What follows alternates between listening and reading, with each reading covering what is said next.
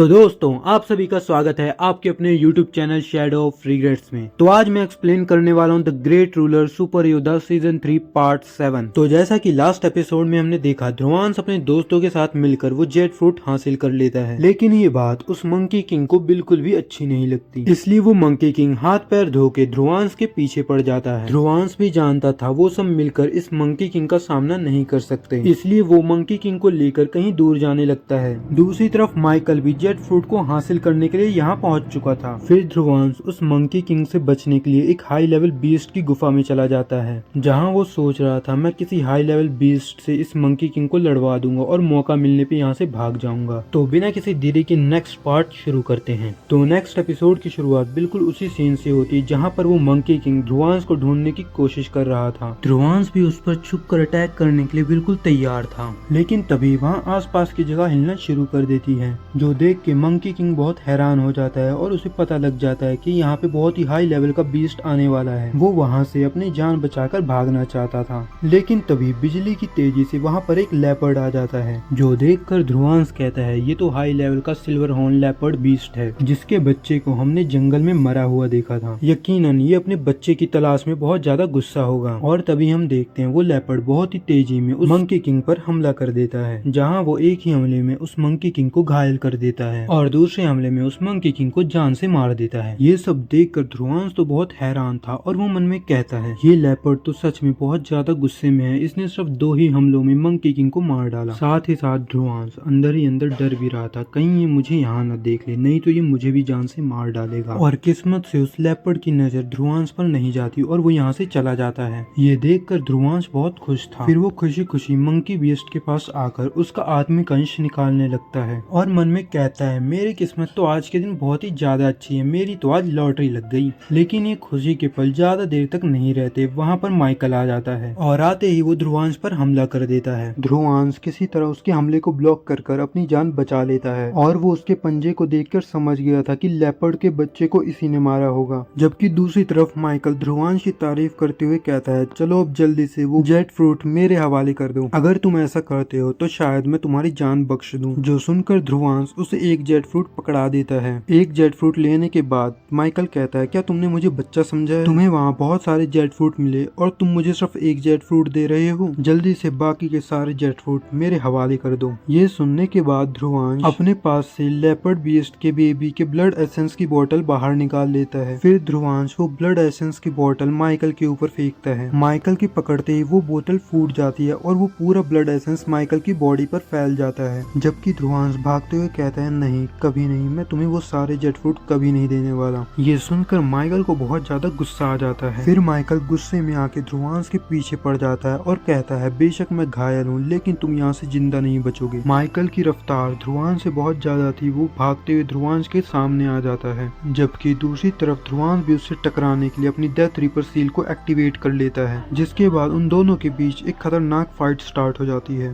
ध्रुवांश भी माइकल को कड़ी टक्कर दे रहा था और माइकल उसकी तारीफ करते हुए कहता है लड़के तुम तो कमाल के हो, पर आज के दिन तुमने गलत आदमी से पंगा ले लिया। ये कहते हुए वो ध्रुवांश पे पावरफुल अटैक करता जा रहा था और ध्रुवांश की हालत भी अब खराब होने लगी थी। तभी अचानक उन दोनों को पीछे से लेपर्ड की आवाज सुनाई देती है। फिर ध्रुवांश कहता है भागना है तो अभी भाग जाओ, ये तुम्हारे लिए बहुत अच्छा मौका होगा। ये सुनकर माइकल कहता है तुम ऐसा क्यों कह रहे हो, अगर वो यहाँ पे आया तो तुम पर भी तो हमला कर सकता है और बच्चे तुम मुझसे ज्यादा कमजोर हो। फिर ध्रुवांश मुस्कुराते हुए कहता है क्योंकि तुम्हारी बॉडी से उसके बच्चे की स्मेल आ रही है और वैसे भी उसको मारा भी तो तुमने ही था, इसलिए वो सिर्फ तुम्हारा शिकार करेगा, मेरा नहीं। ये सुनकर माइकल बहुत हैरान हो जाता है और कहता है तुम वैसे हो तो बहुत चालाक, लेकिन उस लेपर्ड के आने से पहले मैं तुम्हें भी मार डालूंगा। लेकिन माइकल कुछ कर पाता, ध्रुवांश उससे पहले ही 9-2-11 हो जाता है और लेपर्ड बीस्ट भी वहाँ पे पहुँच जाता है, जो बहुत ही ज्यादा गुस्से में था और अपने मरे हुए बच्चे का बदला लेने के लिए वो माइकल पे लाइटनिंग स्पीड से अटैक करता है। लेकिन घायल होने के बावजूद माइकल कहता है मैं ऐसे हार नहीं मान सकता, मैं तुमसे फाइट करूंगा। माइकल बातें तो बहुत बड़ी बड़ी करता है, लेकिन लेपर्ड के एक ही बार में वो मारा जाता है। अपना बदला पूरा हो जाने के बाद उसके दिल को थोड़ी राहत मिलती है और वो यहाँ से चला जाता है। जबकि ध्रुवांश माइकल की बॉडी के पास आने के बाद कहता है कि ये लेपर्ड बीस्ट तो आज मेरे बहुत ज्यादा काम आया। फिर ध्रुवांश माइकल के सारे ट्रेजर चुरा लेता है जो कि उसकी कलाई के स्टोरेज ब्रेसलेट में थे, जिसके अंदर बहुत ही ज्यादा कीमती चीजें थी।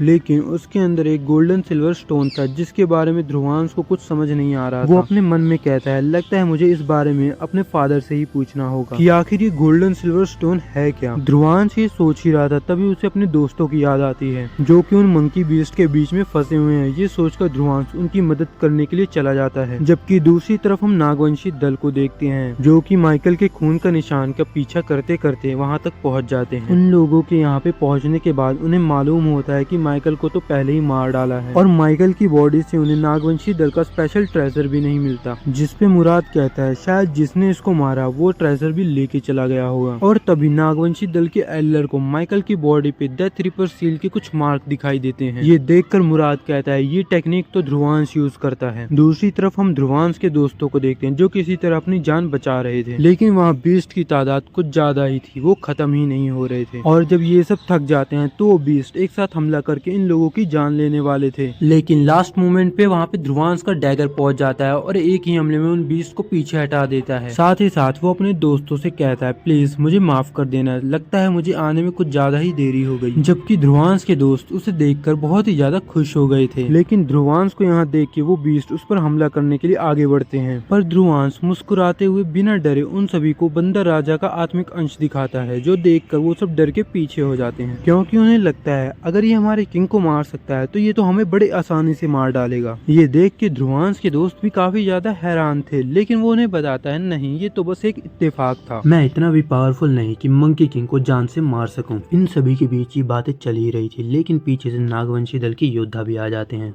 जो कि ध्रुवांश से अपना ट्रेजर लेना चाहते थे। मुराद आगे आके ध्रुवांश को बताता है कि माइकल नाम का एक आदमी जंगल में आ गया था जिसके पास हमारा एक कीमती ट्रेजर था, लेकिन कुछ देर पहले हमें उसकी लाश मिली और उसकी लाश पे डेथ रिपर सील का निशान था जो कि तुम यूज करते हो, मतलब तुमने उसको जान से मार डाला। तो हमें पूरा यकीन है हमारे नागवंशी दल का वो कीमती ट्रेजर भी तुम्हारे पास ही होगा, चलो जल्दी से अब वो हमें दे दो, नहीं तो तुम्हारी जान भी जा सकती है। ध्रुवांश उन्हें बताता है कि नहीं मेरे पास वैसा कोई ट्रेजर नहीं। हाँ ये बात सच है कि मुझ पर माइकल ने अटैक किया था, लेकिन हमारी फाइट के बीच में वहाँ पे लेपर्ड बीस्ट आ गया था, जिसके बाद मैं अपनी खुद की जान बचाकर वहाँ से भाग गया। मैं इतना बेवकूफ नहीं कि लेपर्ड बीस्ट के होते हुए वहाँ पर रुकूं, इसलिए मेरे पास वैसा कोई ट्रेजर नहीं। ध्रुवांश की ये बात सुन के नागवंशी दल के एल्डर को बहुत ज्यादा गुस्सा आ जाता है और वो ध्रुवांश के पास आकर कहता है देखो बच्चे, अगर तुम्हारे पास वो ट्रेजर है तो फौरन से वो मेरे हवाले कर दो, नहीं तो तुम अपनी जान से हाथ धो बैठोगे। ये क्या कि वो ध्रुवांश पे अटैक करने वाला था। इससे पहले वो अटैक ध्रुवांश को लगता है वहाँ पर टीचर पंकज आ जाते हैं और साथ ही साथ वो कहते हैं क्या तुम मेरे स्टूडेंट्स को यहाँ पे मारना चाहते हो, जिस पर वो एल्डर कहता है कि नहीं, शायद हमारे बीच थोड़ी गलत फहमी हो चुकी है, हमें लगता है कि इस लड़के के पास हमारा कीमती ट्रेजर है, लेकिन ये इस बात को मान नहीं रहा जो कि इसने माइकल की बॉडी से चुराया है। फिर टीचर पंकज कहते हैं अगर मेरा स्टूडेंट्स कह रहा है कि उसके पास ऐसा कोई ट्रेजर नहीं, फिर तुम लोगों को कोई हक नहीं कि तुम उसकी तलाशी लो, और वैसे भी तुम लोगों को अपने साथियों के साथ यहाँ जंगल में नहीं आना चाहिए था। क्या तुम्हें पता नहीं यहाँ पे स्टूडेंट्स की ट्रेनिंग चल रही है। उस एल्डर को ये सब सुनकर काफी ज्यादा गुस्सा आ रहा था, लेकिन टीचर पंकज उससे काफी ज्यादा पावरफुल थे, इसलिए वो उनसे माफी मांगता है और हार मानकर यहाँ से जाने लगता है। लेकिन जाते हुए वो मुराद से कहता है इस लड़के पे नजर रखना, मुझे पूरा यकीन है कि वो ट्रेजर जरूर इसी के पास है। इसके बाद हम नेक्स्ट सीन में देखते हैं जहाँ पर वो लुटेरे ध्रुवांश से विदा ले रहे थे और उनकी लीडर कहती है देख लो अभी भी तुम्हारे पास मेरे से शादी करने का एक मौका है, अगर तुम चाहो तो मेरे साथ शादी कर सकते हो। लेकिन मायरा गुस्से में आगे आकर उसे वहाँ से भगा देती है। फिर ध्रुवांश अपने दोस्तों से कहता है कि चलो ये सब खत्म हो गया, लेकिन अभी भी तुम सबको अपना ध्यान रखना होगा क्योंकि नागवंशी दल के लोग हमारे पीछे जरूर आएंगे। जिसके बाद नेक्स्ट सीन में हम देखते हैं एकेडमी का ये कंपटीशन खत्म हो गया था और वक्त था कि रिजल्ट बताया जाए, जहाँ टीचर पंकज अनाउंस करते हुए कहते हैं कि तुम लोगों के पास जितने भी आत्मिक अंश हैं वो लाकर यहाँ पर रख दो, फिर हम उन्हें काउंट करेंगे और उसी के अकॉर्डिंग रिजल्ट डिक्लेयर करेंगे। यहाँ पर मौजूद सारी टीम बारी बारी करके अपने आत्मिक अंश दिखाना शुरू कर देती है, जिसकी वजह से मुराद जीत रहा था। लेकिन जैसे ही मायरा आगे आके अपने आत्मिक अंश दिखाती है तो वो पूरे 35 थे, जिसकी वजह से वो मुराद के साथ बराबरी का मुकाबला करते हैं। सभी लोग काफी ज्यादा ही हैरान थे, लेकिन अभी ये खेल खत्म नहीं हुआ था क्योंकि मायरा अपने पास से मंकी किंग का आत्मिक अंश भी निकाल देती है, जो कि एक हाई मिड लेवल का बीस्ट था, जो देखकर वहाँ पर मौजूद सभी लोग काफी ज्यादा ही हैरान थे। उन्हें यकीन नहीं आ रहा था कि ध्रुवांश आखिर इतना ज्यादा पावरफुल कैसे हो गया, क्योंकि एक नॉर्मल वॉरियर इतने ज्यादा पावरफुल बीस्ट को नहीं मार सकता। लेकिन इस हाई मिड लेवल के आत्मिक अंश की वजह से ध्रुवांश की टीम फर्स्ट आ गई थी, जो बात लाबारो को बिल्कुल भी मंजूर नहीं थी। इसलिए वो ध्रुवांश पे चीटिंग का इंजाम लगाना शुरू कर देता है, क्योंकि ध्रुवांश अभी तक इतना पावरफुल नहीं कि वो इतने बड़े बीस्ट को अकेला मार सके। टीचर पंकज उसे बताते हैं कि इस बात से कोई फर्क नहीं पड़ता कि ध्रुवांश ने उसे खुद मारा है या किसी चाल का इस्तेमाल करके। ध्रुवांश के पास ये आत्मिक अंश मौजूद है, इसका मतलब ये उसी का है। मुराद भी ये बात सुनकर अपने भाई को शांत कराते हुए आगे आ जाता है और कहता है कि हाँ, आपने बिल्कुल सही कहा, हम लोग अपनी किस्मत और दिमाग का इस्तेमाल करके भी बड़े बड़े बीस्ट को मार सकते हैं। ये कहने के बाद वो अपने पास से हाई लेवल के स्पिरिट सोल निकाल लेता है। यहाँ मुराद के पास हाई लेवल के आत्मिक अंश देखकर वहाँ पे मौजूद सभी लोग काफी ज्यादा हैरान हो जाते हैं और मायरा तो समझ गई थी कि जरूर उसने कोई चीटिंग की है। और ये बात सच भी है क्योंकि नागवंशी दल के एल्डर ने उसकी मदद की थी। लेकिन मुराद ये कहाँ मानने वाला था। वो कहता है वो तो बस मेरी किस्मत अच्छी थी, दो हाई लेवल बीस्ट आपस में फाइट कर रहे थे और मैंने उनकी फाइट का फायदा उठाकर उन दोनों को जान से मार दिया, जिसकी वजह से मुराद की टीम फर्स्ट आ चुकी थी और मायरा को गुस्सा आ रहा था। ध्रुवांश उसे शांत कराते हुए कहता है मायरा, तुम्हें गुस्सा नहीं करना चाहिए क्योंकि टॉप 3 टीम्स को तो स्पिरिट एनहांसमेंट पिन मिलेगी ही, तो इसलिए तुम्हें परेशान होने की कोई जरूरत नहीं। ये कहने के बाद ध्रुवांश वहाँ से वापस जाने लगता है, लेकिन मुराद उस पर हंसते हुए उसका मजाक बनाता है और कहता है कि हाँ, अभी तुम उस काबिल नहीं हुए कि तुम मेरा मुकाबला कर सको, इसलिए तुम्हारे लिए यही बेहतर होगा कि तुम यहाँ से चले जाओ। ध्रुवांश को उसकी बातें बिल्कुल भी अच्छी नहीं लगती और वो मुड़कर कहता है वैसे मुझे कुछ याद आया, जो कहते ही ध्रुवांश अपने पास से 5 हाई लेवल के आत्मिक अंश निकाल लेता है और वो बताता है कि हाँ, मैं अभी बहुत ही ज्यादा लकी हूँ क्योंकि कल के दिन मेरे सामने 5 बड़े हाई लेवल के बीस्ट लड़ रहे थे और मैंने उनको मारकर उनके आत्मिक अंश हासिल कर लिए। सब लोग ध्रुवांश की बात सुनकर काफी हैरान हो गए थे और मुराद भी जानता था कि ध्रुवांश झूठ बोल रहा है, लेकिन वो इसमें कुछ नहीं कर सकता। जबकि ध्रुवांश कहता है माइकल की बॉडी से मेरे को काफी सारे आत्मिक अंश मिले, वो बहुत ही ज्यादा पावरफुल था। इस तरह से बहस करते हुए देखकर टीचर पंकज कहते हैं कि तुम सब शांत हो जाओ, तुम दोनों टीम ने ही काफी अच्छा किया, इसलिए तुम दोनों को फर्स्ट पोजीशन दी जाती है। मुराद को ये सुनकर काफी ज्यादा गुस्सा आ रहा था क्योंकि वो ध्रुवांश से हारना नहीं चाहता था। फिर नेक्स्ट सीन में हम देखते हैं जहाँ मायरा स्पिरिट एनहांसमेंट पिल लेकर घर जा रही थी। साथ ही साथ वो कहती है अब अगले 1 महीने तक हम लोग सिर्फ आराम ही करेंगे और कोई भी काम नहीं। ध्रुवांश मायरा से कहता है वो सब तो ठीक है, लेकिन मुझे थोड़ा काम है, इसलिए तुम घर जाओ, मैं आ जाऊंगा। ये कहने के बाद ध्रुवांश वहाँ से चला जाता है। फिर हमारा सीन शिफ्ट होके नागवंशी दल में आ जाता है, जहाँ पर एक सैनिक अपने लीडर को बताता है कि हमारा स्पेशल ट्रेजर खो गया है और वो ध्रुवांश के पास। ध्रुवांश के बारे में नागवंशी दल का लीडर अच्छे से जानता था कि वो उनके जाने दुश्मन राजवंशी दल के लीडर का बेटा है, लेकिन वो ये भी जानता था कि ध्रुवांश ज्यादा पावरफुल नहीं, इसलिए वो उनसे कहता है तुम लोगों को शर्म आनी चाहिए, तुमसे एक बच्चा नहीं संभाला गया। साथ ही साथ वो सेकंड प्रिंस को हुक्म देते हैं कि ध्रुवांश को रास्ते से हटा दो क्योंकि वो ट्रेजर गलत हाथों में नहीं लगना चाहिए। तुम जानते हो ना कि वो स्टोन कितना ज्यादा कीमती है। जो सुनने के बाद सेकंड प्रिंस कहता है कि आप बिल्कुल भी फिक्र मत करो। ये कहने के बाद वो ध्रुवांश को ठिकाने लगाने के लिए निकल देता है। दूसरी तरफ हम ध्रुवांश को देखते हैं जो कि मंकी किंग की केव में आ गया था और वो अपने मन में कहता है जो सबसे ज्यादा खतरनाक जगह है वही मेरे लिए सबसे ज्यादा सेफ है क्योंकि बाहर मौजूद बीस्ट किसी को अंदर नहीं आने देंगे और वो खुद भी ध्रुवांश पर हमला नहीं कर सकते क्योंकि ध्रुवांश के पास मंकी किंग की सोल है। यहाँ ये सारी बात सोचने के बाद ध्रुवांश वो जेट स्पिरिट फ्रूट खा लेता है ताकि उसकी एनर्जी से वो डेथ रीपर सील के सेकंड मार्क को एक्टिवेट कर सके। ऐसा करने के बाद वो वहीं पे डेथ रीपर सील की प्रैक्टिस करना शुरू कर देता है, जिससे एनहांस लेवल पे एनर्जी निकल रही थी और साथ ही साथ उसे टीचर पंकज की कही हुई बातें भी याद आने लगती हैं, जहां वो बताते हैं कि उन्होंने डेथ रीपर सील के थर्ड मार्क को एक्टिवेट करने की कोशिश की थी और उस वक्त वो मरते मरते बचे थे। ये टेक्निक बहुत ही ज्यादा खतरनाक है, लेकिन दूसरी तरफ ध्रुवांश जानता था कि उसके पास उसके माँ की स्पेशल टेक्निक विजय स्तंभ है जो कि इसकी पावर्स को सप्रेस करने में ध्रुवांश की मदद करेगा। और ये सच भी था, जैसे ही सेकंड मार्क एक्टिवेट होता है तो वो ध्रुवांश की बॉडी पे कब्जा करने लगता है,